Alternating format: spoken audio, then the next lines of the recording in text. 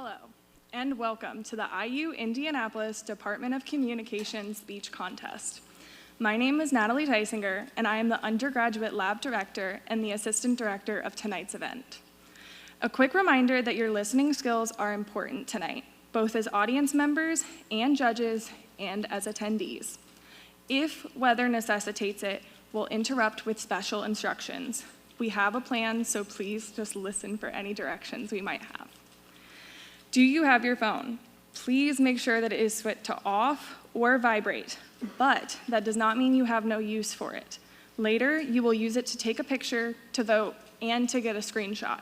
That is all for 60 points, so do not forget. Additionally, please take some photos. We'll open an assignment slot on the Speakers Lab sites. We'd love for you to upload some good pictures from tonight. If we can use them for anything, we'll give you photo credit. Now, before we get started, I want you to meet your MC for tonight, Caitlyn King. Caitlyn is a freshman majoring in ASL interpreting with a minor in business. She currently serves as the vice president of University Tower and represents that building in our undergraduate Senate government.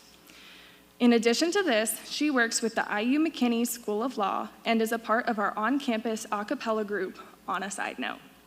With a passion for communication and its ability to inspire, empower, and unite, Caitlyn also won first place as the 109th speech contest winner. So let's give a warm round of applause and welcome your MC for tonight, Caitlyn King.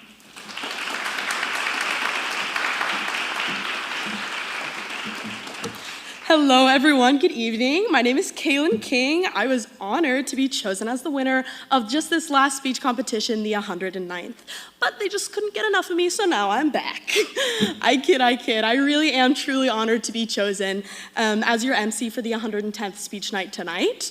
While I know it is a Monday, and I know it's pretty late, and I know we're all trying to survive the rain outside, I promise that these competitors have put forth the utmost amount of work and are so excited to share their amazing speeches with you tonight.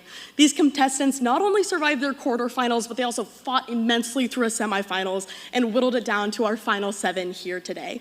They're here to present their best work. And after these contestants present their speeches, we'll have a little bit of music for you to listen to and a live singer while you lock in your votes and make your decisions. This night is a wonderful way to celebrate the hard work that you and your peers have completed and pass the easiest final of your life. But it's also important that we're here to embrace the topics that matter to us as we become adults and enter society.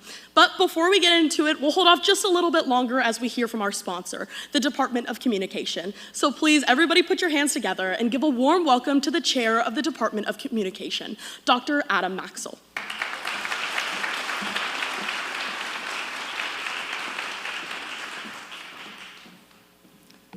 Good evening, everyone. I'm Adam Maxwell, Chair of the Department of Communication here at IU Indy. And it's a joy to welcome all of you, public speaking scholars, friends, parents, colleagues, and guests, to the 110th semi-annual speech night here at the historic Madam Walker Theater. Our department has hosted this event at the end of every fall and every spring semester since 1971. It's the longest continuously running event on our campus. Over the years, Speech Night has showcased some of our best students, speakers who've challenged us, inspired us, and invited us to see the world in new ways. Tonight, we get to add to that tradition. You'll hear 7 of the strongest speeches selected from roughly 4,000 delivered this semester. And you're not just the audience. You're part of the process. Your evaluations help determine the outcome of the competition. That outcome really matters. The winner tonight will take home a beautiful award, bragging rights, a very nice line on their resume, and a very nice scholarship. So listen carefully, think critically, and choose wisely. Before we begin, I want to thank a few people who make this night possible. First, thank you to all of the R110 instructors. You have guided students through nerves, drafts, practice runs, and presentation days. Your work changes lives, and it shows in the speeches we'll hear tonight.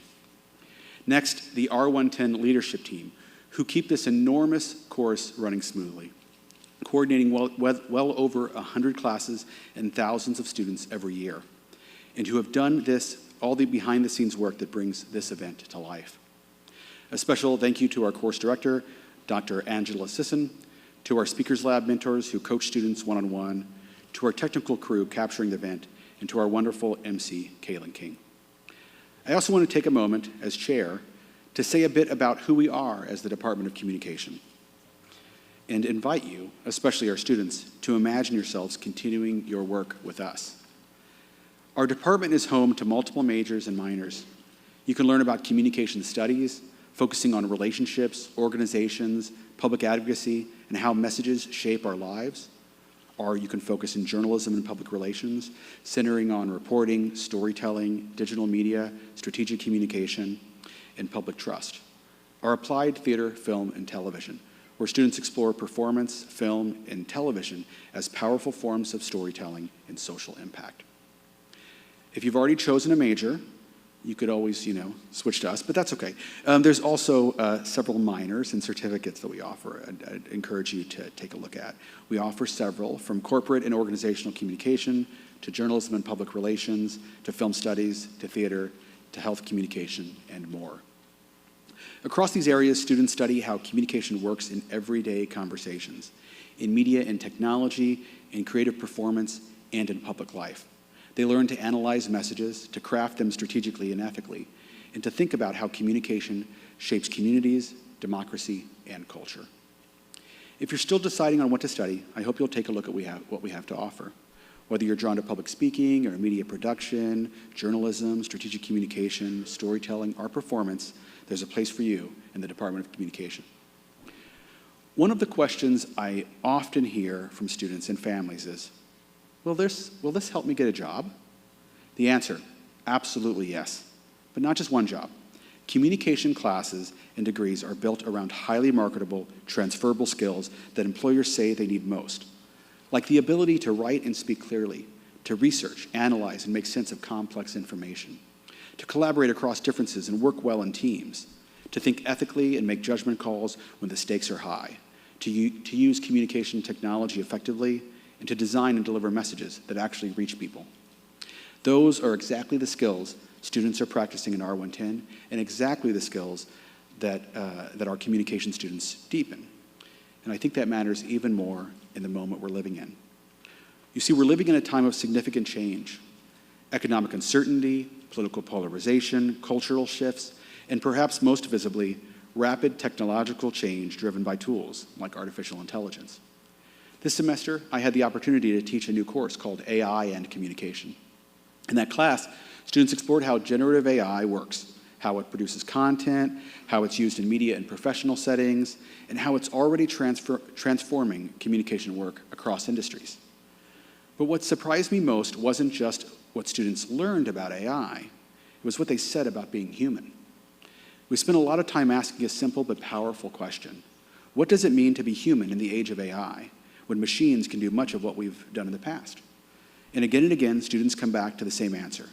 The most valuable skills are not the ones AI can replicate, but the ones that require human presence, judgment, and connection. In the class, we read a book called AI and the Art of Being Human by Jeffrey Abbott and Andrew Maynard. In it, the authors discuss what they call the human qualities spectrum, which helps us think about those skills. On one end are skills that AI can replicate, things like pattern recognition, calculation, and even some forms of creativity. But as you move across the spectrum, you get to what's harder to replicate, like reading a room, or understanding context, building trust. And at the far end are the things that are deeply human, meaning-making, moral judgment, and the ability to connect with others in real, unscripted moments. When I asked my students what skills matter most in this space, they said the same things.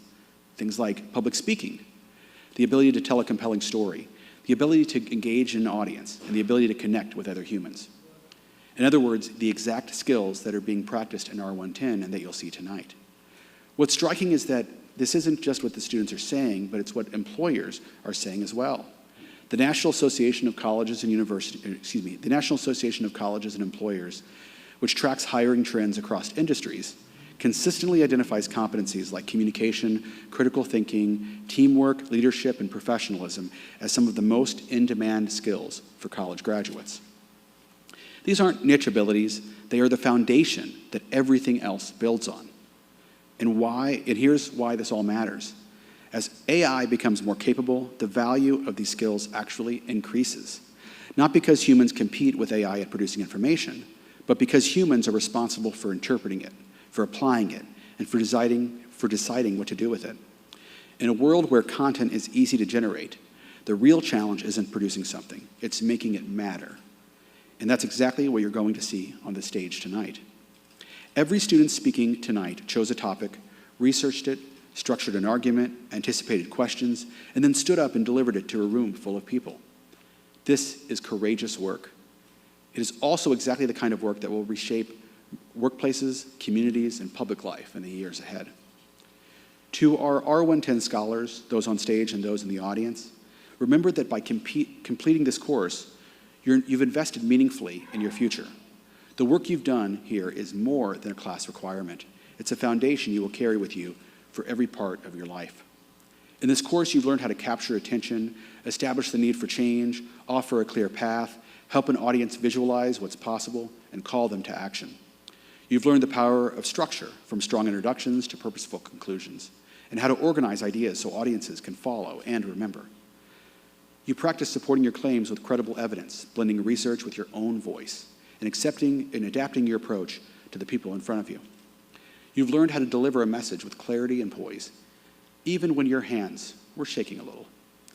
These aren't just academic skills, they are life skills. So don't pack them away, keep growing as a communicator. The tools you develop in R110 aren't just for tonight, they're for everything that comes next. And for all of you in the audience, I want to ask you something of you tonight. Be present, be open, be willing to see what the power of communication can do. Listen not only for the words themselves, but for the intention behind them, the choices, the vulnerability, the work it takes to stand here and try to reach an audience.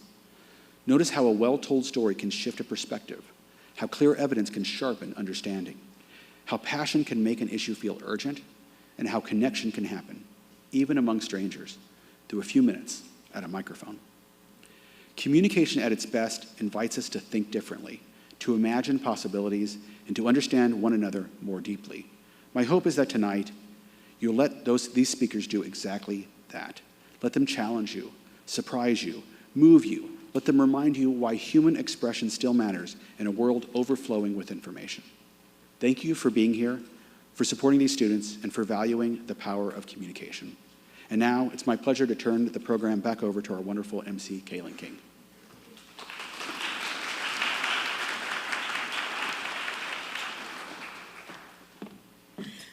Thank you, Dr. Maxwell. Now, before we bring our first speaker to the stage, I know I've got to take more of your time, sorry guys. We've got to take a few moments to review the judging and the voting process. So I know rules, but it's important. Everybody here should have received a piece of paper that includes the event agenda, the names of the contestants, and a section with a QR code for both the program and the voting links. If you did not receive this paper, you can access these two links on the Speakers Lab Canvas site digitally. It should be on that first homepage. On the back of that event agenda that you should have with you, there's a place for you to score each contestant on a variety of categories, including their Monroe format, their citations, speech delivery, et cetera, et cetera. We ask that you please continue your scores to be fair and consistent. You've got to be an unbiased judge and base each contestant on the same criteria. But after each of our contestants have presented, you're going to go ahead and vote by ranking the contestants from your preferred to your least preferred, first being the best. When it is time to vote, you're going to use that phone camera that you've got with you, that Miss Natalie confirmed that you all have, and scan the QR code. We'll put it real big up here on the screen, but it's also on that little piece of paper that you got. We did include the link in case that works better for you. You're welcome to type it into whatever search engine you use. On that Google form, you're going to go ahead and rank those contestants the same way you did on your scoring sheet. If you don't remember the order of your speakers, that's okay. Right on that agenda, it should tell you the order, so you're not lost at all. Once those scores are calculated and the time penalties are put into place, we're going to announce third place, second place, and our 110th speech competition winner. With that, let's go ahead and take a moment and meet the 110th Speech Night competitions. We're going to start with our first speaker of the evening. His name is Rex Fallis. He's from Noblesville, a freshman majoring in secondary English education. After graduation, Rex hopes to become both an English professor and an author. In his free time, he enjoys writing, fishing, cooking, and listening to some punk rock. His professor today is Professor Avor, and with that, let's give a warm welcome to Rex on the stage.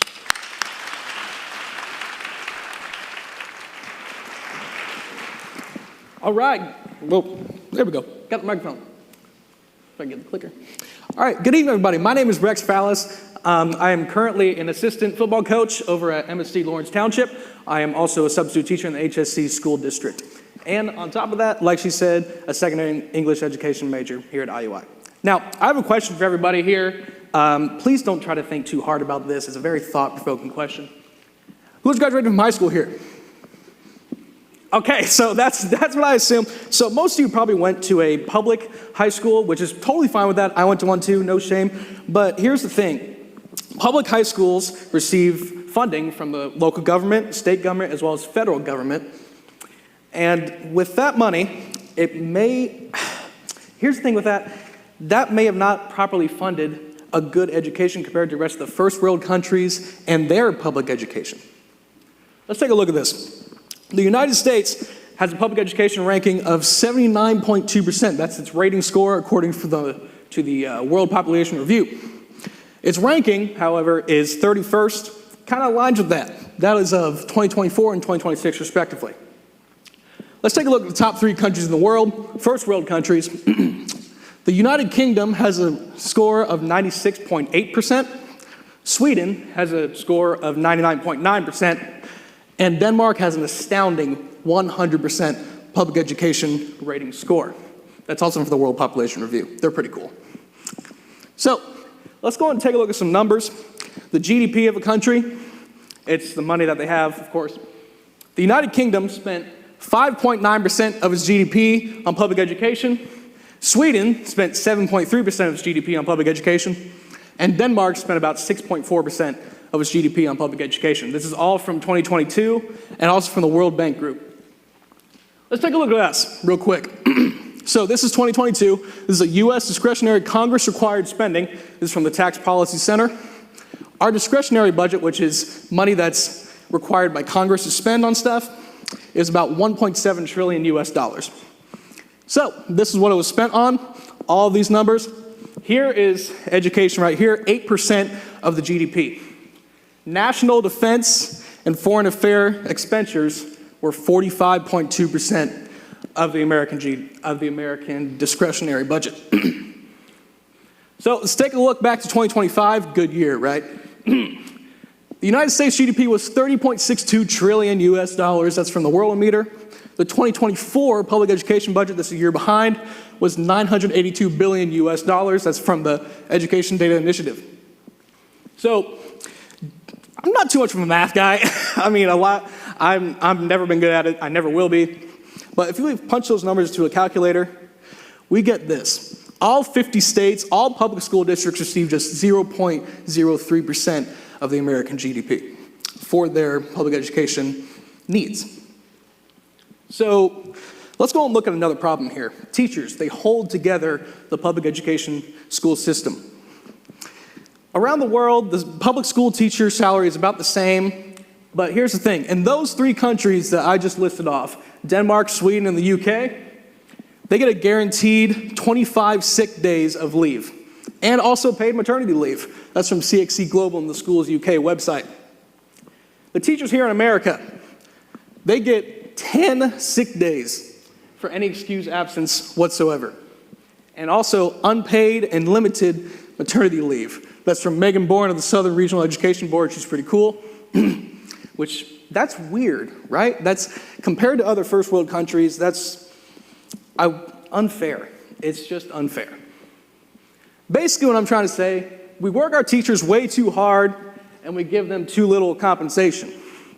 A teacher's real job description, of course, includes teaching, but it hides creating alternative lessons for people with 504, students with 504s. So that includes dyslexia, APD, ADD, ADHD. It includes teaching a class whose students might be ahead or behind a learning standard. It includes ENL and ESL students. And also, this is a big one, student behavior management. So COVID kind of shook up the public education system in a variety of ways, but I'm more looking at the students of it. 4 out of 5 public school teachers report growing instances of poor behavior in classrooms. That's from the National Education Association.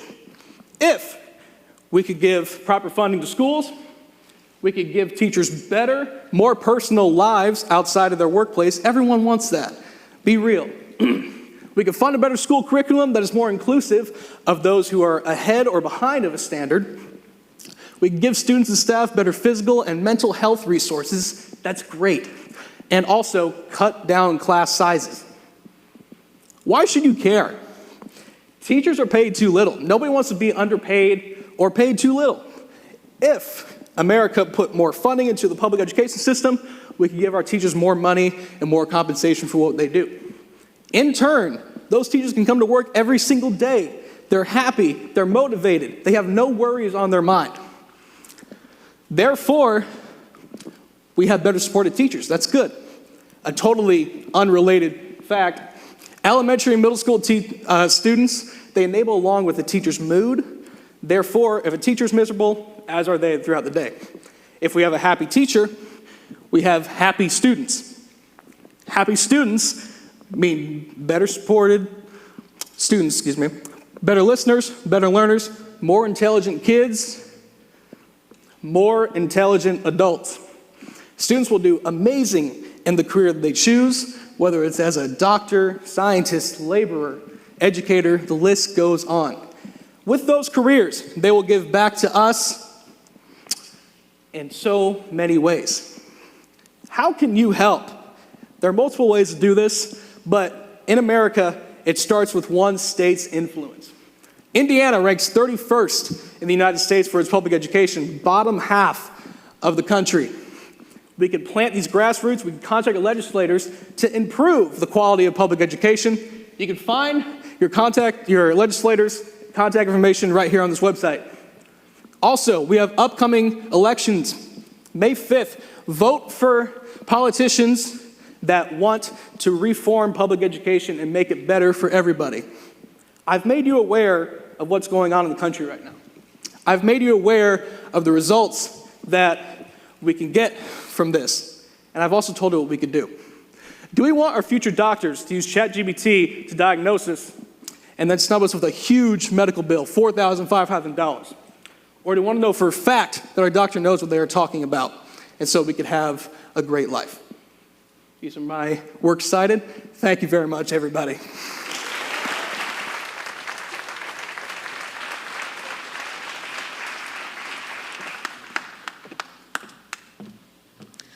Thank you. We're going to welcome our second speaker to the stage tonight.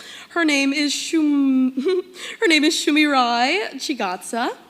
She is originally from a small town in Zimbabwe and is currently a part of our nursing program.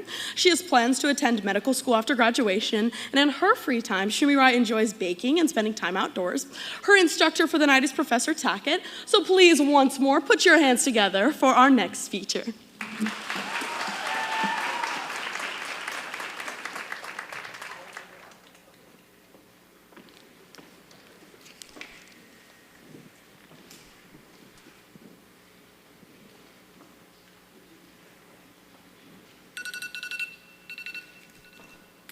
It's 1 a.m.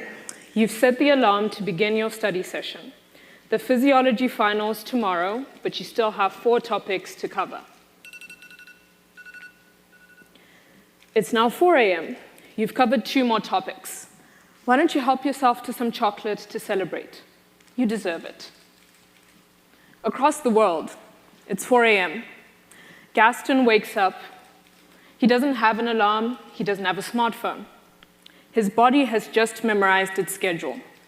He's 13 years old, but he doesn't wake up to go to school. Gaston, alongside his family, will spend the next 12 hours working in the mines of Kolwezi, Congo, to produce 1 sack of cobalt that will sell for $1 a day. This cobalt is what will be used to produce this smartphone. I am from Zimbabwe, but my story is not representative of the 615,752 Zimbabwean children reported by the US Department of Labor as working in child mining. I'm like you. I'm a college student. I come here to get an education so that I can do good and change the world. Yet I'm still ignorant enough to stand here with the cost of another child's life in my hand. There is heartbreaking, illegal child labor being used to produce our everyday conveniences, our tech, and even our chocolate. The burden is in our hands to change this. Now, a number of our everyday conveniences require raw materials, most of which come from mines. Cobalt is a precious mineral that is used in all of our battery-powered tech. So your smartphones, your laptops, your AirPods, even your electric vehicles. The USGS reports that 76% of the world's cobalt mining in 2024 came from the Democratic Republic of Congo. I want you to guess who's working in those mines. Miners without equipment, training, or safety measures. Children as young as 3 years old, spending days ingesting the fumes of toxic raw cobalt. Entire families who work for $1 a day, as explored by Al Jazeera in a documentary into cobalt mining in the Congo.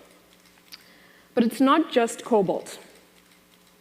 The US Department of Labor also reports that 700,000 children in Ghana are currently working in cocoa production. That is over 3,000 times the amount of people in this room tonight, working in Ghana alone, in cocoa production alone. Now, as much as I would love to believe in the good nature of my audience, that what I've said has swayed you and moved you, that your phone is burning a hole in your pocket, and that you are angered by the fact that these corporations have made you accomplice to abuse, I know that we are human beings. And no matter how many images of frail children I show you, I can only sway you to act by showing you how this affects you.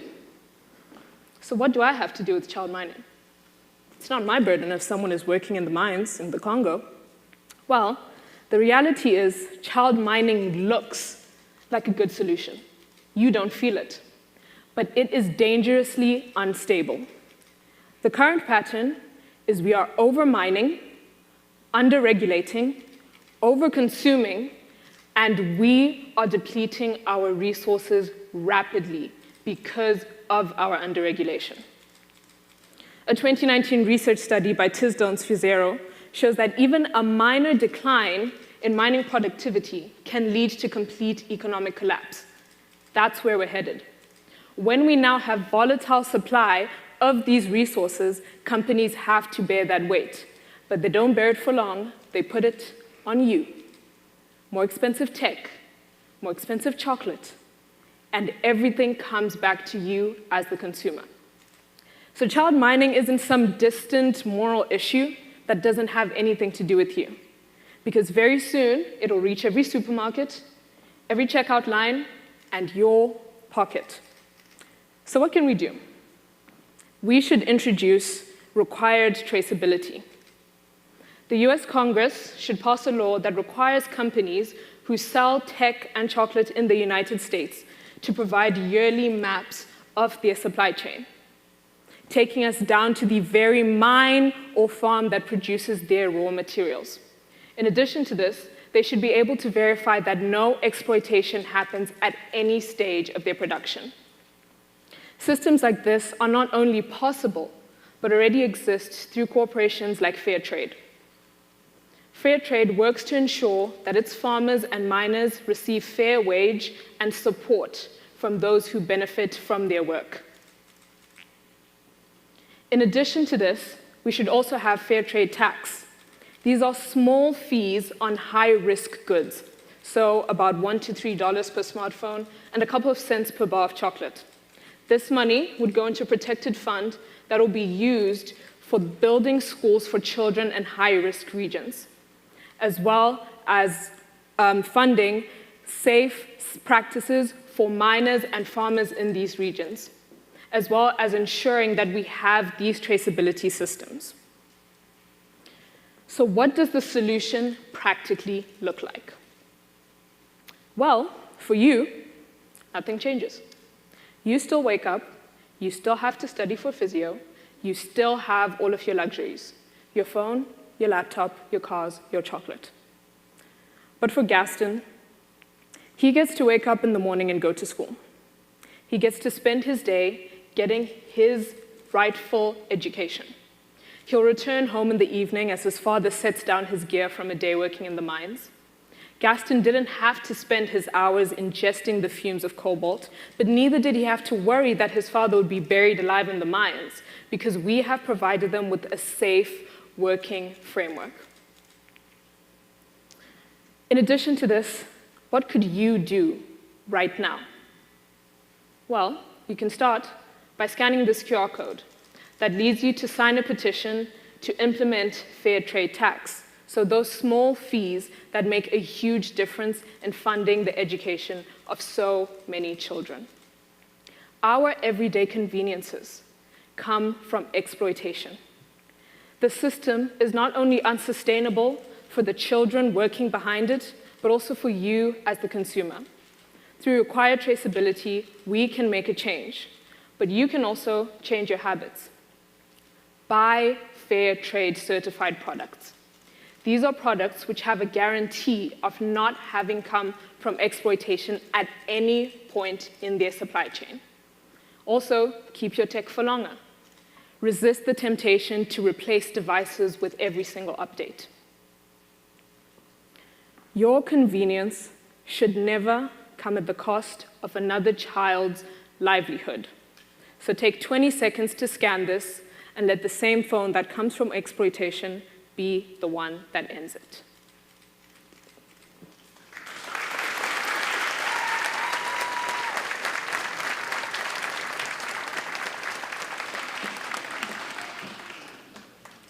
Thank you, Shumi. Our next speaker is Ava Ferguson. She's from here in Indianapolis. She's majoring in business management. After graduation, Ava plans to continue her career as a professional body piercer, a field that she has worked in since 2021. In her free time, Ava enjoys oil painting, learning, and exploring different forms of art. Her professor for tonight is Professor Tackett. So with that, let's give a warm welcome to Ava as we get ready for her speech.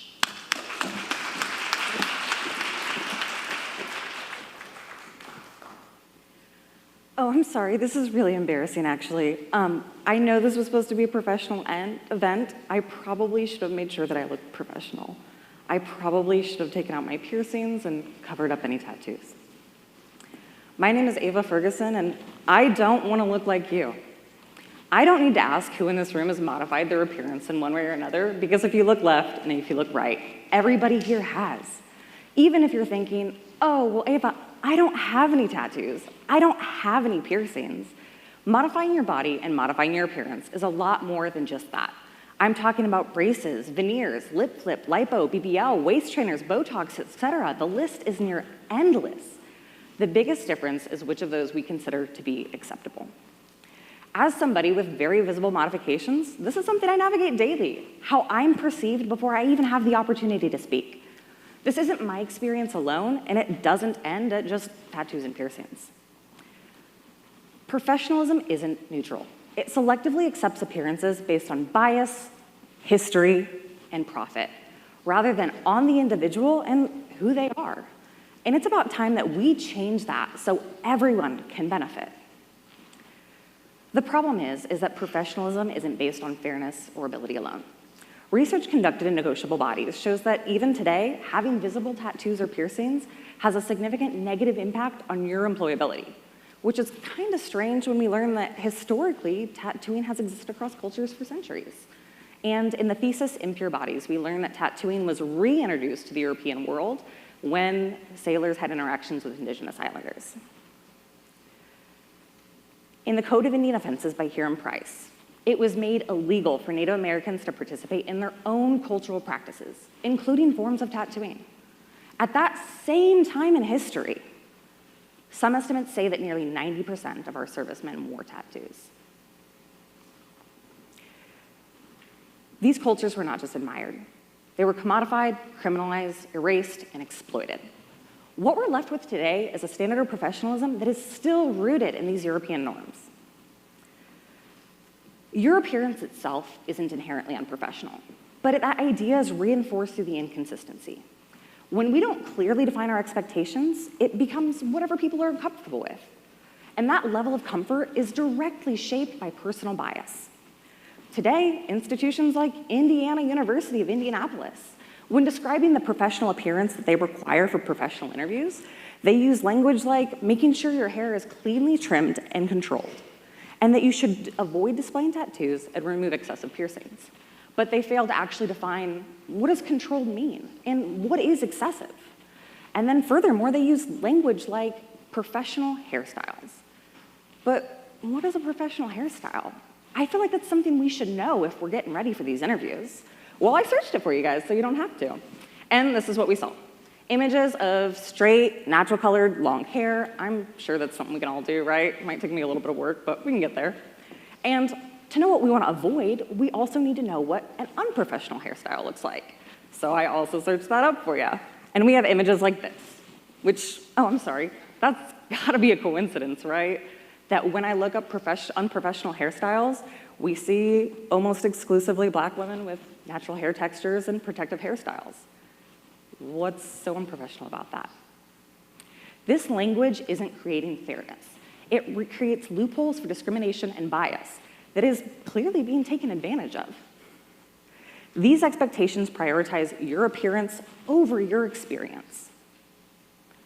So we know that these expectations are biased and inconsistently enforced. So we know they're being used to judge people unfairly. We have to start by redefining professionalism through clear and inclusive language. When we leave these expectations open to interpretation, we're just leaving it to whatever people are comfortable with.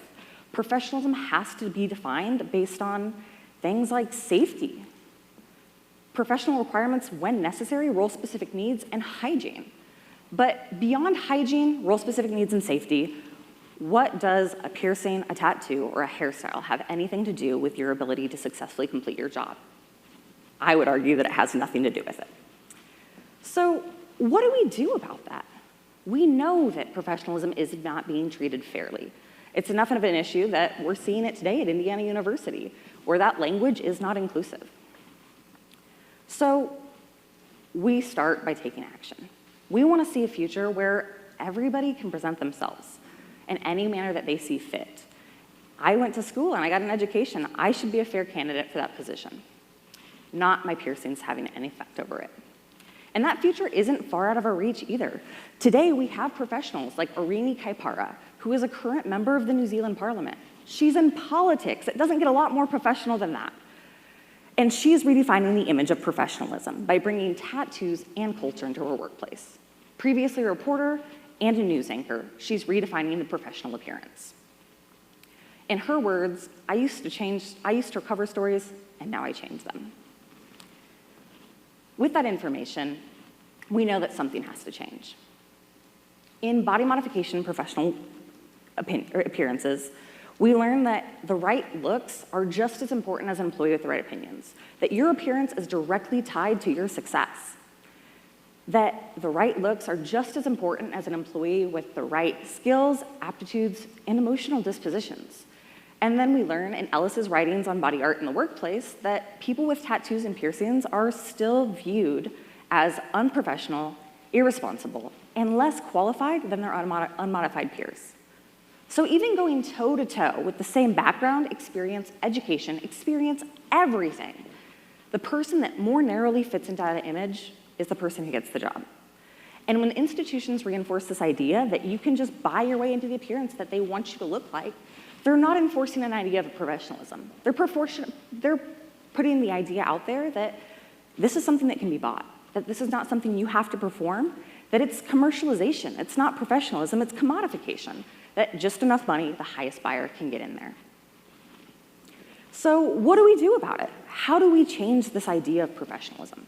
Well, it starts with all of us taking action. So if you live in the Indianapolis area, this is your Senator, Andrea Hunley, and this is your representative. And they have a whole office staffed of people who will answer your call. You can use the script on screen to let them know that you are a constituent from Indianapolis and you want to see action like the Crown Act, which supports making discrimination against hair illegal. It was brought up in Indiana in 2024, but dropped, but it's been passed in 30 other states. And you can scan this QR code on screen to sign a petition to make it happen. And then you can vote. Midterm elections are coming up, and that's how we make real change happen. So today I've showed you that professionalism isn't neutral. It selectively accepts appearances based on bias, history, and profit, and vague language doesn't help that.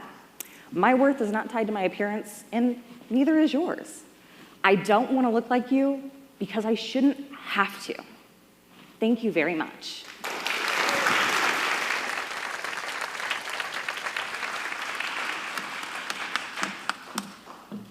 All right, thank you, Ava, and thank you to you guys for being such a great audience. We're gonna get going with our fourth speaker.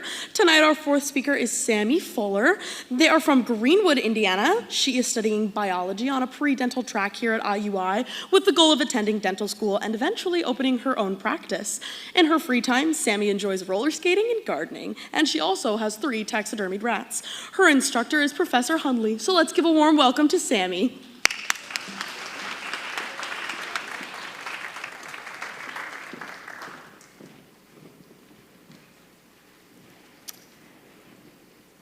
Imagine this, you're leaving the library or just a late night class after a long night of studying. You're tired, you're hungry, you're trudging your way, you're making your way to the university tower in desperate need of some food. But the dining hall has been closed since 8. So you go to the den, but the sticky, syrupy floor and the smell of the grease makes your stomach turn. Your last option, a vending machine down on the first floor. You go down, you grab a sandwich out of the machine, one final attempt to get your body the nutrients it so desperately needs. But looking at the ingredients, apoate cartinol, riboflavin, corn syrup solids, spilectin, and monocalcium phosphate, you put it back, you decide you'd rather go to bed hungry. According to a research paper done at Ole Miss, about 99.8% of students snack throughout the day. So it's pretty safe to say that almost all of you have experienced this at one point or another in your college experience so far, the decision between ultra-processed foods or no food at all. Hello, my name is Sammy Fuller. I'm a freshman here at IU, and coming from a family that values healthy eating and just healthy choices, I quickly realized here at IU that we don't have healthy eating or healthy choices, especially for students who are staying up late into the night. When I first came to IU, I was ecstatic about the variety of food here. The den, the dining hall, the marketplace, the food court, there's so much food. And that was one of the main reasons I chose IU, the variety of food, because I really wanted to continue my healthy eating habits from home. Everyone made the jokes about, oh, well, you know, your main diet's gonna be ramen noodles. You're gonna be drinking energy drinks like there's no tomorrow. So that's why one of the reasons I chose IU. But I quickly realized that a variety isn't always a good thing, especially when you're staying up late to study. And according to a study done at the Department of Neurology at the University of Michigan, the average bedtime of a college student is 12 to 1 a.m. I'm guessing you all agree with that. Well, it's a fact. But anyway, but so much of our campus closes mid-afternoon. You get your lunch at 12. Maybe you don't, you have a class at 12, but 3 o'clock, bam, everything's shut off. You're on your own. Go find something off campus if you have a car. So much of our campus closes so early. Now, there's a saving grace. I have found 2 things on campus, 2 healthy options here, 2 farmers' fridges in the LD building in the university library that provide us with healthy whole foods, fresh daily. But having about 14,000 students rely on just 2 vending machines, it's a gateway to poor eating habits, and I bet you have all probably have seen these before, and they're typically empty. Just empty, because there's so many students here. And students already struggle with mental health problems like depression, anxiety. Maybe it's just a lack of motivation or just a lot of stress. And according to a study done at the Department of Neurology at the University of Michigan, according to a study done at University of California, having a lack of healthy food directly and negatively affects our mental health. Not having access to healthy food can increase our risk of having depression or anxiety. And IU already provides so many mental health support systems, but they seem to ignore one major factor, offering our students healthy, accessible food. Now, it can feel like it's impossible to make a change, especially since you're just one person. Oh, well, whatever, I'm just gonna have to eat the den, because what can I do? I've talked to so many students about this problem, and they've all agreed that we desperately need a change. So here's my ideas for IU to make it a healthier campus. First, switching from UPF's ultra-processed foods to more whole foods, foods with little to no process in any way, shape, or form. Now, this doesn't have to be a complete and total cleanse. It doesn't have to be, bam, you wake up, there's a garden outside, there's just carrots flying around. That's impossible. But small changes over time, even in just vending machines, it will just help our campus health immensely. Another idea, investing in more businesses like Farmer's Fridge on campus, scattering them around, giving students more chances to eat healthy food. My final idea, which I think is the most important, is that IU should be actually reevaluating their idea of what healthy food is and then implementing it in the food that they provide. Because as of now, according to the IUI Health and Wellness page, their idea of a healthy snack, no more than 200 calories, no more than 1 gram of saturated fat, and no more than 20% of those calories coming from sugar. But so much of the food they give us completely fills all of those. They ignore their own idea of what healthy food is. And there are just so many better options that they could be giving us. One great example, one I love giving, is comparing a Snickers and a Thunderbird. They're pretty similar in taste, but so different in ingredients. Snickers, hydrogenated palm kernel oil. It's a long name. Glycerin and corn syrup. Thunderbird's ingredients you can actually read and ingredients you actually like to eat. Does anybody like eating glycerin? No, okay? Who likes, well, maybe people don't like dates, but who would rather eat a date than glycerin, okay? Now, removing these UPFs from our diet has an array of benefits, physically, mentally, and academically. Physically, according to the CDC, people who are eating more healthy whole foods show having better cognitive function, immune support, and just better overall health. And having students eat more healthy foods helps them prepare for future illnesses and diseases and even some cancers. Why don't we start focusing on helping ourselves now rather than just winging it in the future? Mentally, like I said before, and according to the Harvard Medical School, people who are eating more healthy whole foods show less signs of mental health problems. So more bad food, more risk of mental health problems, more healthy food, less risk. Academically, according to the biomedical grid, students who are eating more healthy whole foods a lot show higher motivation in their classes and even higher grades. Who doesn't want a higher grade, okay? Now, and being a campus that values academic success, innovation, all that good stuff, this shows that this is such a valuable change for our campus. Now, I can get off this stage. I can walk down, people will congratulate me, bam, that's the end. I throw these papers away. I'm gonna go to the den, get a burger tonight. Or I can actually do something. So what can we do as students, the people being affected by this problem? What can we do to make a change? First, you can go to dineoncampus.com. IU Indy Eats, the department directly in charge of our campus food, and get in touch with them. Either through their Get in Touch tab, you want to be a little step to the side, or you can be more get in their face, they have direct contacts, tell them what you want on campus, tell them what you don't want. Another idea, just simply boycotting. Just avoid the ultra-processed junk as much as you can. It's hard when there's not a lot of options, but buying the good stuff, avoiding the bad, showing IU what you want. Now, when you go back to IU, or when you go back to IU tomorrow and you're getting food and you're just like, oh, I chose something that's good for me. You didn't. None of you guys, you look around the dining hall, none of you had an option. You all are eating the same ultra-processed junk. IU, this lack of healthy food is a pandemic here. We shouldn't be normalizing the freshman 15. We shouldn't be okay with an average diet being energy drinks and chips and fast food. We should be wanting protein, vegetables, and fruit as our college diet. Once again, I'm Sammy Fuller, and thank you.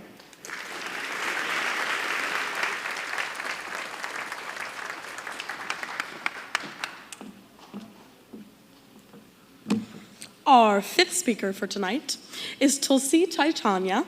She is from Indianapolis, majoring in computer science with plans to become an AI engineer.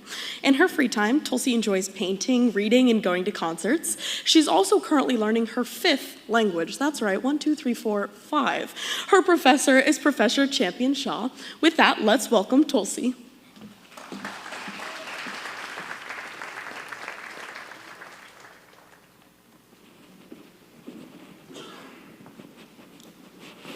Hi. Let's set the scene, right? You walk into your dream job interview. You've worked the last 4 years preparing for this moment. Every class, every exam, every assignment, every quiz has led to this moment. You had a healthy breakfast, setting the tone for the day, wear your best outfit, and show up as prepared as you can. You walk into the interview room, and instead of another person sitting there, there's a camera staring back at you. As you begin answering questions, your facial expressions, your tone, your voice, every single word you say is being analyzed in real time. And before you even leave the room, a decision has already been made about you. Not by a human being, but by a machine. I know, it sounds a little extreme, almost like that doesn't happen. But it is becoming increasingly common in the hiring space today. And as students who are about to enter the workforce, especially in this job market, we need to be aware of what's going on. AI decisions impact how people are hired today. And these decisions will impact your future opportunities, our future careers, and our future incomes, ours. Mine and yours. I chose to research this topic because, like I said, this is one of the most competitive job markets that we are about to enter. You need to know what is going to be affecting you with how your future is going to unfold. And so this is why it's important. I've been researching using the World Economic Forum and the MIT Technology Review, and honestly, it's kind of shocking. It's incredible how widespread AI has become in the hiring process and how much it will continue to grow as we progress. Many of you are freshmen, which just goes to show there's 4 more years or 3.5 years where this is only going to grow. And this is why I firmly believe that the United States government should regulate the use of AI in hiring processes to ensure transparency, accountability, and fairness. So what is the problem? Like I said, AI is being widely used in hiring processes today. It's already being used. So many companies are using AI to screen resumes, screen applicants, rank applicants. And so before a human being even looks at your application, you're probably receiving a rejection email, and you don't know why. And according to the World Economic Forum, this problem is only going to get worse because a larger number of companies are starting to use AI, depend on AI for these hiring processes. And it just goes to show us that this isn't a future problem. It's a current problem. It's happening and is only going to get worse and affect us more every single day. The second one.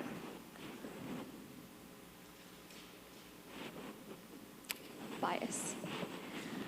AI is often seen as something that is objective, right? It's an algorithm. How can it be biased? We tend to forget that AI is completely and entirely built off of human data. Data that we've generated, data that we've created, data that we feed it. It is founded on human-provided data. And we can't lie to ourselves. There's so many industries, so many professions, so many jobs and areas where certain groups of people have been biased or have been excluded from certain things. And so when you use AI, you're not eliminating that bias. All you're doing is feeding the information that will help automate the bias. It's only becoming automated, right? And this happened at one of the largest technology companies across the world. Amazon created an AI hiring tool that penalized resumes that used the word women's. Any resume that had it, immediately rejected. That shows a clear gender bias, no? And according to routers, it immediately had to be shut down. It's happening, you guys. The third one, the lack of transparency. Companies are using it. Even if they don't tell you they're using it, they are using AI in their hiring processes. And there's absolutely no transparency with how they're using it, where they're using it, or what's being used to evaluate you as an applicant for a certain job. Why didn't you make the cut? You're never gonna know. And it just feels unfair and random when you finally receive that rejection email, because you're like, what happened? I thought it went so great. And sometimes you don't even hear back because you're slipping through the cracks. There's really no clear way to appeal those AI-based decisions or even question them. If it's a real person where you're interviewing with them and they say you didn't make the cut, you can ask them what went wrong. How can I improve? Am I missing experiences? Am I missing courses? Am I missing anything? What can I do better to be better prepared to get a job that is of similar degree? How can you improve? But with this, AI is essentially creating a black box. Everything is hidden. You can't ask questions. You don't know. Often the people operating these tools don't even know why someone got rejected. And according to MIT Technology Review, it is a black box. So clearly, we see a problem, and we understand the need for regulation. Someone needs to step in and cut this down, change the way we use it. Now, I am a software engineer. I'm not against AI. I believe in AI, and that's what I want to get into. So how do we include AI in this process in a way that is not taking away from people, discouraging people, but only helping them and pushing them to be better? The first one I could come up with was human oversight. The use of AI in hiring needs to include human oversight. At some stage in the process, we need to have a real person look at an applicant's application and consider them wholeheartedly for that position. Don't just let them be rejected by an algorithm that doesn't make any sense. Human beings, without oversight, are being reduced to almost data points, or more than that, right? And we need to be considered as a whole.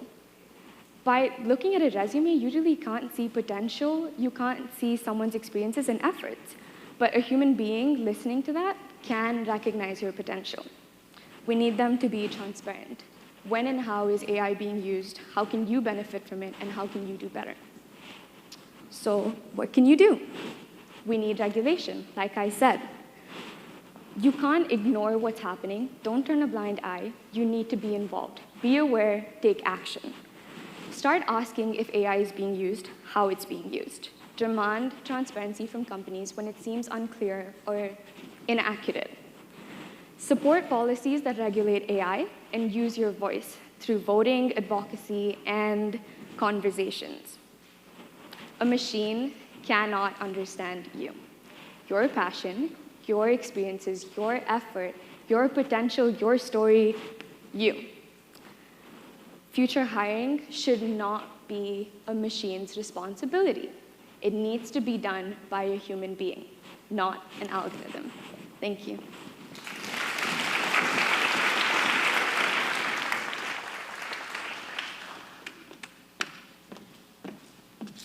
All right, thanks, guys. Our next speaker, our sixth speaker, is going to be Caitlyn Graber. She is from here in Indianapolis, majoring in biology and planning to become an anesthesiologist's assistant.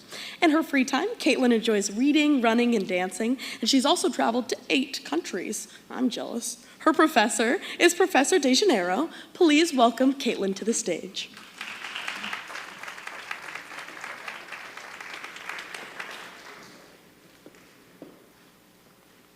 Wrong way. Hi. Hi. All right, so raise your hand if you've ever believed something to be true and realized you were misled by fake news. Everyone here, right? And if you didn't raise your hand, you might want to check your sources more. Now raise your hand if you can honestly say you've ever done research on one of your core values. We are all shaped by our environment. Through our friends, family, and social media, this is often where our thoughts, beliefs, and opinions come from. I grew up in a very Christian household, and there was no questioning our belief. And truth be told, I never really did, until I went to college and one of my friends challenged me. She asked me why I truly believed my religion was the one and correct one. And I realized that I based a lot of my opinions and morals off this foundational aspect of my life, just because that's how it's always been. So today, I will first share the problem with how we are no longer thinking for ourselves. Then I will discuss how we can implement a class to help this. And finally, I will help you envision how this class could change society's awareness and broaden attitudes and beliefs. Culture is a power behind every aspect of our life. It is a power that is not considered, instead manipulates us through invisible strings. It is what tells us what is acceptable or normal, and we start absorbing this at a very young age through social conditioning. James L. Patterson states that social conditioning is a sociological process of training individuals in a society to respond in a manner generally approved by a society and peer groups within a society. So if everyone around you believes in something, you will also believe in its truth. This is because familiarity brings comfort, and that is derived from our culture. Let's take American schools versus Japan schools for an example. Sia explains how in America, we only need to conform to school rules while we're in the classroom. Yet in Japan, they need to conform as long as their school uniform is on. That means they're not allowed to sit on a public bus, chew gum, or even consume snacks until they go home and change out of it. At least in my culture, we truly believe in being our own person to the point where if our high school tried to make us conform outside of the classroom, there would probably be a riot. Now, we no longer get a feeling of belonging through our local society and family anymore, but also through our devices. Everyday media like TikTok, Instagram, and Facebook don't just show us content, but it learns what we like, how long we linger, and what we search for. Using this information, it will create an algorithm for you to show you the same videos over and over again, and even if those videos are false, you'll believe its truth through the illusory truth effect. The Decision Lab states that the illusory truth effect describes how when we hear the same false information repeated again and again, we often come to believe it is true. Think of all the times thousands of people have believed something just because they saw a TikTok video over it. Which, actually, Capital states that a 2022 report found that roughly a fifth of TikTok videos contain misinformation. You guys remember when we killed off Kris Jenner? Yeah, that was an awful day for me, I'm not gonna lie. But it all comes down to the same thing. We cling to a community and the comfort of having one, even if it is through false truths. Now, social media has been shaping our society for about 2 decades now, but religion has been doing this for thousands of years. Religion has a strong hold on our society and has had it for generations. Most people start going to church at a very early age, and being a part of that community feel the need to fit in. Eric Toll states that a conformity bias is related to peer pressure and occurs when you allow your views to be swayed by others because you're seeking acceptance from a group. So being surrounded by these perfectly happy people secure in their belief will and can change your opinion. This is a form of gentle yet invisible peer pressure. And countries took advantage of this a lot in the 1400s. As we all know, they would make it illegal to practice any religion other than the king's. And if you question it, you can be punished or even executed. Thankfully, most countries today allow free religious practices, and people no longer have to worry about their safeties. Yet, with this freedom, we still tend to stick to the religion we were born into. Why? Because it is human nature to need community, and with community is shared beliefs. Yet these beliefs were not created between you or me, but from words written centuries ago. Are you questioning if these words still hold value to who you're becoming today? Now think how we could evolve as a society from years from now if we implement this complex way of thinking into everyone's schedule. We are so used of being in our comfort zone, we don't ever think of leaving them. What if we created a class that joins high school curriculums to test our comfort zones and allow us to think outside of the box? At an age where students are learning who they are, we implement this class to show them there's more than what they know. Students will be challenged to absorb a different culture or religion every week, and they will get totally immersed into them. Now, we do have classes like sociology and psychology that will teach us things like this, but that is a very academically based class. This class would be a discussion base that will go deeper than what normal classrooms will go to. And by adding this class, our world would become more understanding of diverse cultures at a time that we are truly divided as a society. We need to become more understanding of a society to live the best that we can. Through social media and biased feelings over our own cultures, we are creating these divisions we see in today's world. People must be careful with what they say, or they'll be canceled. You guys know Chris Pratt? Did you know that he is being canceled online right now? All because he made an award-winning speech talking about Christianity and thanking God for the position he was in today. Online society has taken this and has said that he's a bad person and we need to cancel him because he's a Christian, and Christians hate the LGBTQ community. Yet, Christianity teaches us to love all of our neighbors. So, how did it get this stigma? Of course, through bad apples, but also the presence of online social media posts. This class would be imperative to allow students to learn that our assumptions on other cultures and religion can be wildly wrong. It would help build a more accepting society and teach students how to critically think around diverse cultures. A way that we can implement this is by contacting our old high school superintendents. They are the ones that create the curriculums and set goals for students in high schools. If you can talk to them directly, that might help fast track this idea of this class getting into the high schools. Yet now, I do understand how one person advocating for it won't go anywhere. So another group that you can contact is the Parent-Teacher Association. With them backing you up, this might be taken as a more serious idea. And all these ways are to help the future generations, but as college students, we should also be testing our values. And you can do this tomorrow. Read an opposing article and see how this aligns or misaligns with how you view the world. Or ask your friend about their religion and learn more about their culture. I'm not saying to outright change your opinions, but challenge them every once in a while and gain new perspectives. Because today, we went over how our own culture, social media, and religion can influence us so much we are no longer thinking for ourselves, how we can implement this class to help this critical thinking issue, and how this could positively affect society. So remember, to get vast knowledge to create your own opinion, it is a necessity to become uncomfortable. Thank you.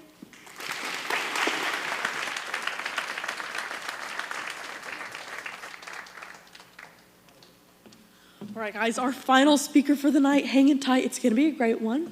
Her name is Hannah Bryson Price. She is from also here in Indianapolis with a major in creative writing and Spanish. In her free time, Hannah enjoys reading, listening to music, and writing poetry. Her instructor is Dr. Sisson, and please help me welcome Hannah to the stage as our last speaker for the night.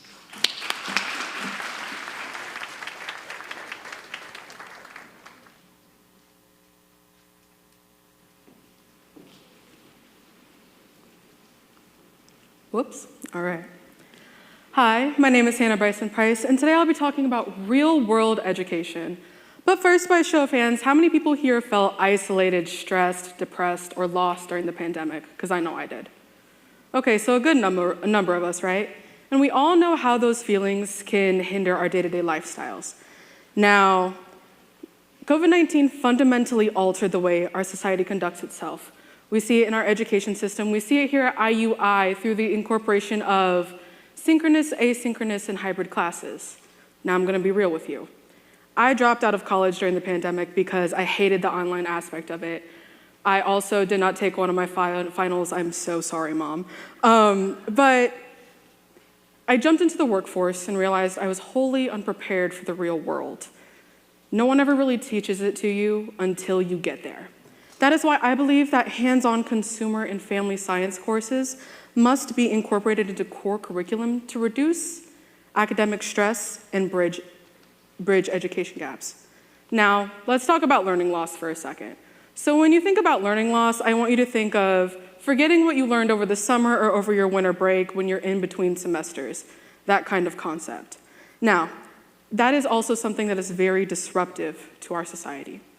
Now, the Annie E. Casey Foundation is a Baltimore-based private philanthropy group, and they did some research of the impact of COVID-19 on our education system. Now, one of their conclusions is this: the sudden shift to remote learning platforms decreased instructional time and hindered student learning. Many students struggled to stay focused in class and were less likely to seek help when needed. They also found that in 2019, 33% of 8th graders were proficient or above in math, whereas in 2022, that decreased to 26%. So a pretty steep drop right there. This is poor performance that we're seeing from our students, and not only that, but lack of basic communication skills. Not only like that, but many of us are also stressed like our students are. The American Psychological Association did a study of 3,000 students and found that 75% of high school students and 50% of middle school students are stressed in an environment that's supposed to be working for them, that's supposed to nurture them. Now, to me, that's a pretty staggering statistic. We have half and more than half of our students stressed, and I'm sure we can all relate to that. Now, K-12 is an online accessible tool for online education. And they state that 32% of teens feel unprepared for adulthood.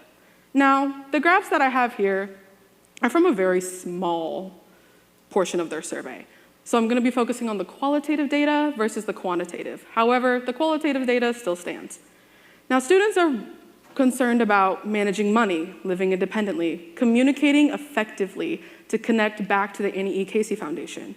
So here we're seeing students afraid of feeling unprepared. We're seeing students being afraid of talking to their adults, their trusted adults. This is to demonstrate that our students are worried about having basic skills that you need to function in everyday life. There is zero reason that after 12 years of schooling, any of us should feel like we're unprepared for the real world. So that is why I propose we generate a policy to incorporate hands-on consumer and family science courses, or home ec, back into our core curriculum. And this would include things like mental health management, also personal financing, learning about your local and participating in your local governments, not just your federal one, shop-style courses, the process of buying a home because no one knows what that's like and what it entails. Also, it would include things like cooking classes, first aid, and community service. But why are we doing hands-on specifically? Hands-on classes from the National Library of Medicine have been found that active learning increases test performance by half a letter, whereas traditional lectures alone increase failure by 55%. So once we get people actually active in our classrooms and participating a little bit more, making them move around, they'll actually care a little bit more about what they're doing instead of just sitting there and listening to an instructor drone on and on and on about something that's not working for them, something that's not applying for them. Now, consumer and family science courses phased out in the 2010s, and we switched to more academic-based learning. Now, we need to invest in our students, and they need to feel invested in. Integrating this kind of education removes the uncertainty of our ordinary lives and lays a foundation to pursue higher academia or personal advancement if that's what the student wants. Not only that, but centralizing this and making it a requirement puts learning back into the classroom and also provides equal access to those who may or may not have that kind of love or support at home, especially in an economy where a lot of parents are working 2 jobs just to stay afloat or pay for their students' education. Now, not only that, but applied academics puts personal purpose back into our education. Now, if the happiest country in the world can do it, there's no reason that we can't either. Let's talk about Finland. Finland incorporates real-life education into their core curriculum. The Forbes magazine on March 18th, 2026, so not that long ago, named Finland the happiest country in the world for the 9th year in a row. Now, there's no shame in learning from countries who are excelling. As a matter of fact, we should. We should give our students a chance to be happy and not feel so much stress while they're in school. And they deserve to know that we care. And one thing about Finland is that they show their people that they care about them by giving them the necessary foundational education. So, the National Center on Education in the Economy states that Finland added transversal competences to their education. What does this mean? So this means things like cultural competence, learning about self-expression, and lo and behold, what it means to function in an everyday life. Because prepared adults lead to cohesive and more understanding societies. And in a time of turmoil and polarization and aggression, I think we need more prepared adults and better societies in general. So, this kind of seems like a large feat, kind of seems like you don't know where to start. The best way to start, one, with any sort of change is just by sharing an idea. The other way that we can do this is start right here at home to get the ball rolling. You can contact the Indiana Department of Education with this QR code. It'll take you to a suggestion form. If you're not a phone caller person like I am, I'm not doing that, but I would rather fill out the form, and you can let them know that American consumer and family science courses have a home in our education system. Now, because listening to students and meeting them where they're at will help us bridge education gaps and reduce their worries. Because nurture is a lost art in education. And I think we all sometimes would feel like we wished that we were more invested in. So we should put nurture back into education. So I'll leave you with this. Education is not the filling of a pail, but the lighting of a fire. Thank you.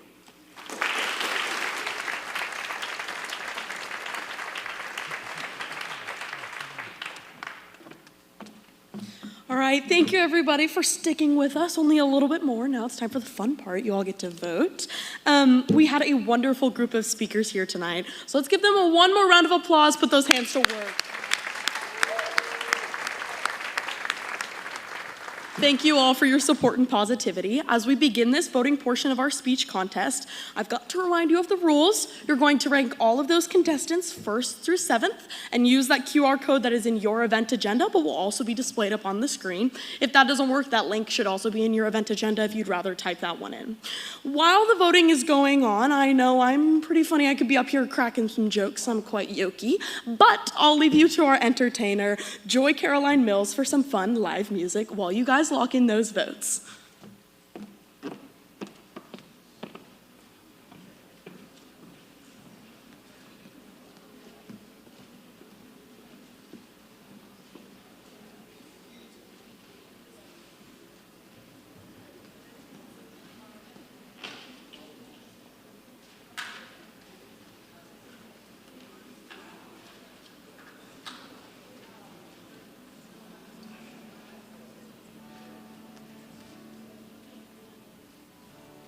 Hey everybody, I hope you guys are doing okay.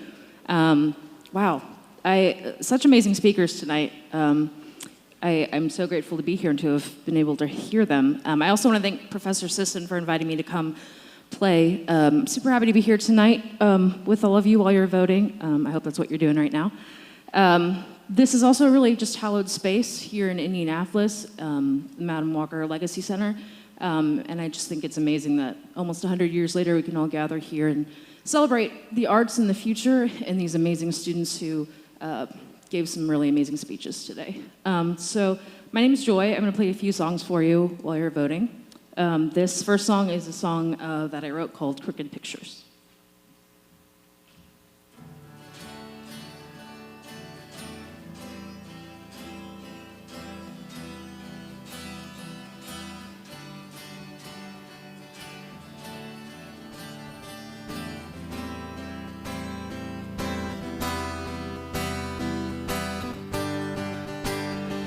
and hush of the morning, we made it to the dawn, and blue skies and oceans and dreaming up someone. Can you hold emotion in your hand? Can you be all you pretend? And hey, what do you see? Why don't we go? I've got no reason to stay. And hey, what do you see? I already know you can leave in the end anyway.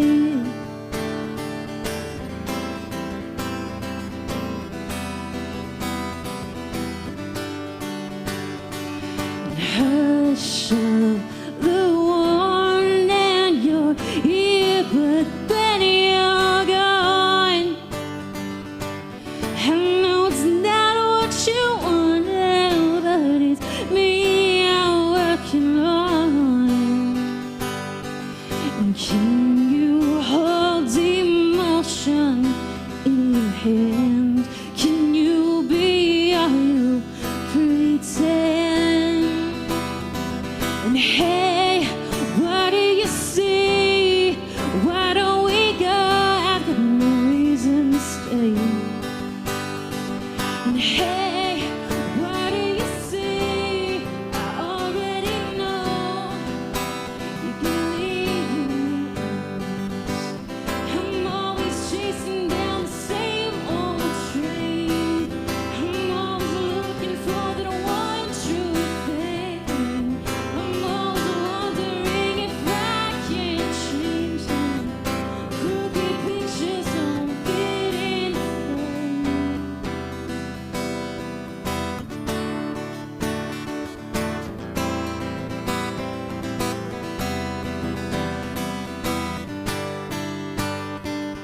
Hey, what do you say? Why don't we go? I've got no reason. And hey, what do you say? I already know you can leave in the end, but don't leave in the end anyway. Oh, anyway. To leave in the end anyway. Well, thank you. Thank you, thank you. This next song I'm going to play is a song called Counting Clocks. I don't know if anyone remembers, I'm hoping you do. They used to have analog clocks in airports and at the BMV. And I wrote this song about missing someone and kind of this idea in my head that, you know, I would be counting the clocks, whether it's at the airport or at the BMV, until I saw this person again. And so that's where the title came from. So this is Counting Clocks.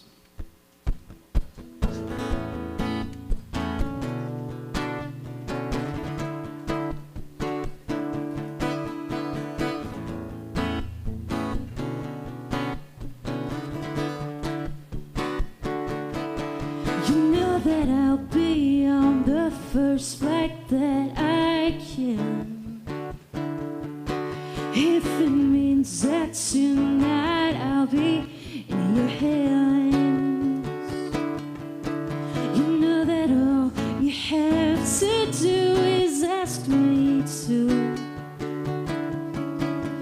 and I'll come back to you, back to you. And so we drink to the moments, 'cause they don't come around often, no, not like they used to. And I miss you.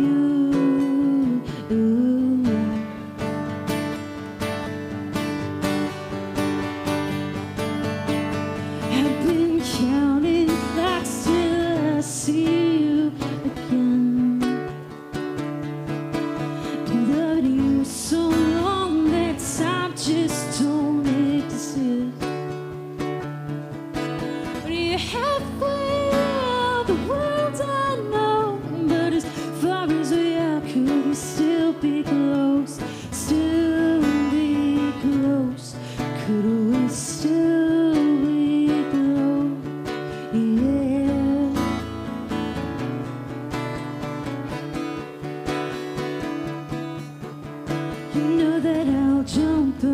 first train there to see. If it means that you'll be at the end waiting for me, you know that all you have to do is ask me to, and I will come back to you. And so we drink to the moments, 'cause they don't come around often, no, not like they used to. And I just miss you. Ooh.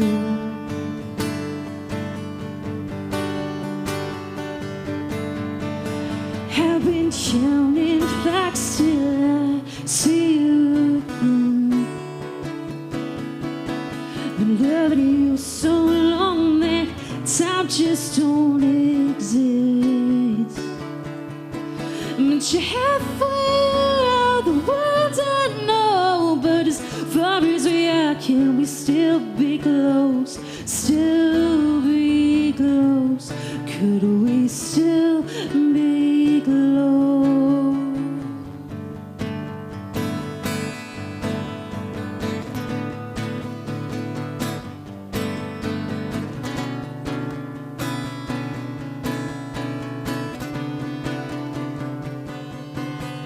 I've been counting clocks till I see you again.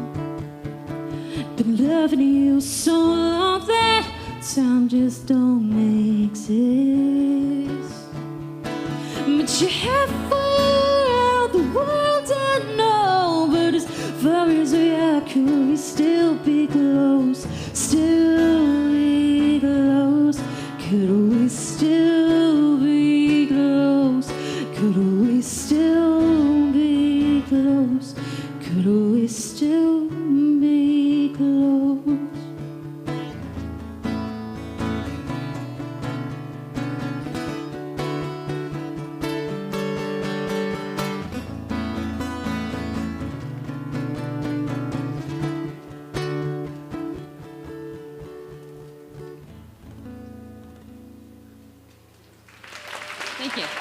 Thank you. All right.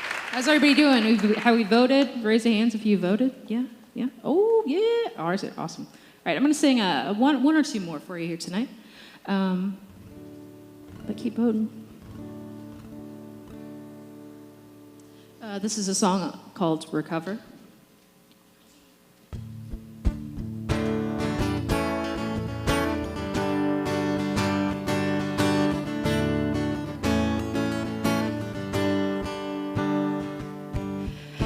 Picture you driving on the interstate, same face you gave me when you walked away. How about you wearing those same shades? Listen to mix that you forgot me. But even stronger than liquor, your memory numbs me quicker. Even though you're not here with me, baby, well, I wish you would be. Now I've seen the sunset from so many places, and I've loved so many faces, but yours I miss the most. Now how could I forget? You told me you're leaving, and I couldn't believe it. And God, I miss you so, and I know you can love another, but I won't ever recover. I won't ever I won't ever recover. I wonder how the weather is in Indianapolis, and I wonder if you're halfway according to the plan. I should forget you, but I just can't. Some things I know I will never understand, but even stronger than liquor, your memory numbs me quicker. Even though you're not here with me, baby, well, I wish you would be. 'Cause now I've seen the sunset from so many places, places now, of so many faces, but yours I miss the most. Now how could I forget? You told me you're leaving and I couldn't believe it. And God, I missed you so, and I know you can love another, but I won't ever recover. And how will I ever recover? Yeah, how will I ever recover? Can we lose each other? Can we find one another? 'Cause now I've seen the sunset from so many places now, of so many faces, I still miss you the most. And how could I forget? You told me you're leaving and I couldn't believe it. I miss you so, and I know you can love another, but I won't ever recover.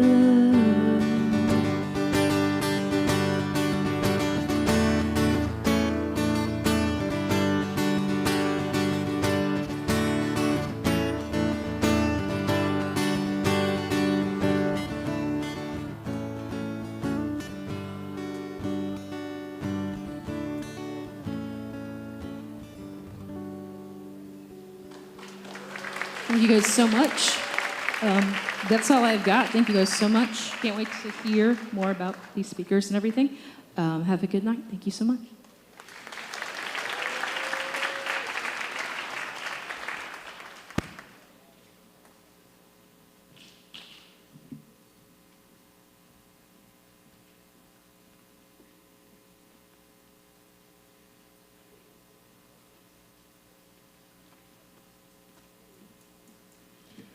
Wow, thank you, Joy. Soon, you'll know the results of this competition. But before that, let's take a moment, just a quick moment, together to think about the semester endured and the night that we've shared. First, again, thank you to Joy Caroline Mills for helping enhance the evening. If you haven't yet, check out some of her work elsewhere. She has some fun music and art combos on YouTube and often plays at local venues. Now, I've had the pleasure to watch our lab grow and change shape over several semesters. This semester, as you were visiting us, we added some events to help our community in new ways. Thank you for trying things out with us. As we get ready to move forward together, think about what's led to this. Our 110 instructors, please stand. Thank you for guiding students throughout the semester.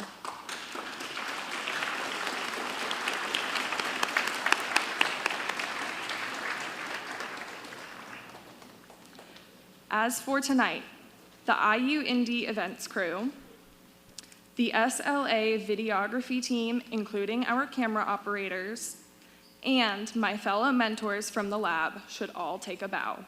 We are indebted to you.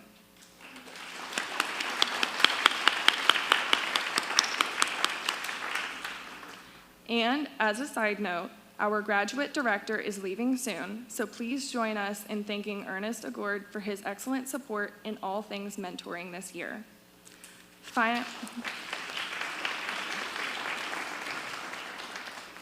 Finalists and families, thank you for sharing your messages with us.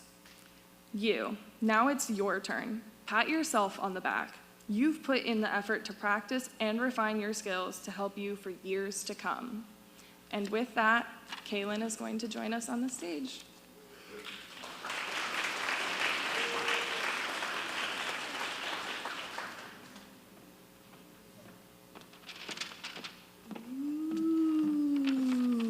All right, I kid. Thank you all for joining us this evening. We really appreciate your kindness and your positivity in this wonderful, wonderful speech night of our spring 2026 semester. Tonight, our lab director, Ernest Agord, and the undergraduate director, Natalie Teisinger, will be presenting our awards. While they're setting up, if we could please have one more round of applause and bring our lovely contestants and their instructors on the stage.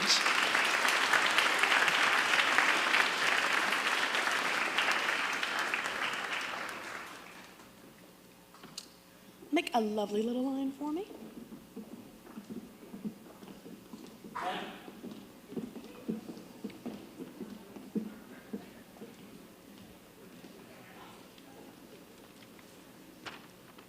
It's time.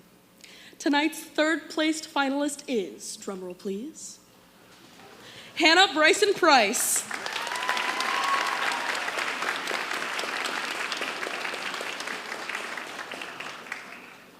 Second place, drumroll, drumroll, drumroll, is Ava Ferguson.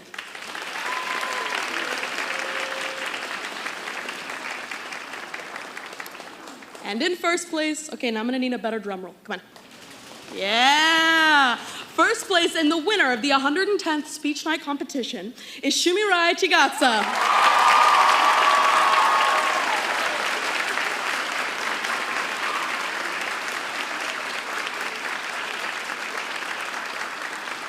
Thank you all so incredibly much for coming out and supporting our contestants in tonight's event. And thank you to everybody who was involved in making this wonderful event happen. Now please be wary of the weather, give yourself a pat on the back, and congratulations, you just passed your final. Have a good night, everyone.